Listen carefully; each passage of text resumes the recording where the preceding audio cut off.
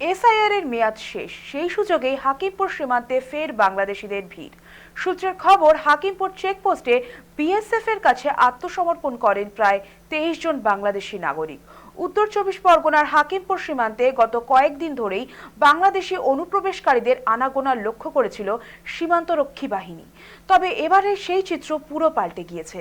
একঝাঁক বাংলাদেশি সীমান্তে এসে বিএসএফ এর কাছে আত্মসমর্পণ করায় চাঞ্চল্য ছড়ায় চেকপোস্টে।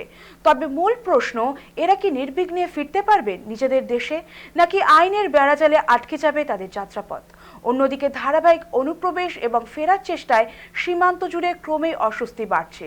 এর জেরে সীমান্তে নজরদারি আরও কড়া করে বাড়ানো হয়েছে। সব মিলিয়ে হাকিমপুর সীমান্তে বিরাজমান টান টান উত্তেজনা।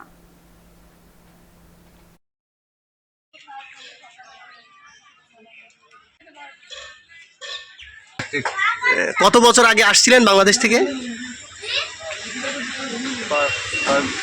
তা কোনো কাগজপত্র এখানে নেই? তা এখন চলে যাচ্ছেন কেন?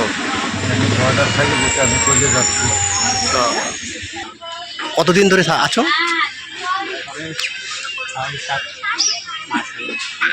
6-7 মাস। কোন দিক দিয়ে গিয়েছিলে? আমার এদিকে চেনাই নেই। কি কাজ করতে ওখানে, কি করতে? এখানে যে সময় যে কাজ করতাম আমরা বা কোনো দোকানে। ফিরে যাচ্ছে কেন? এখন এখানে সমস্যা হচ্ছে, ধরো দেশে যাওয়া লাগবে, দেশ ছাড়া কোনো দেশে থাকা যায়। কোনো কাগজপত্র কিছু নেই? এইসব হ্যাঁ,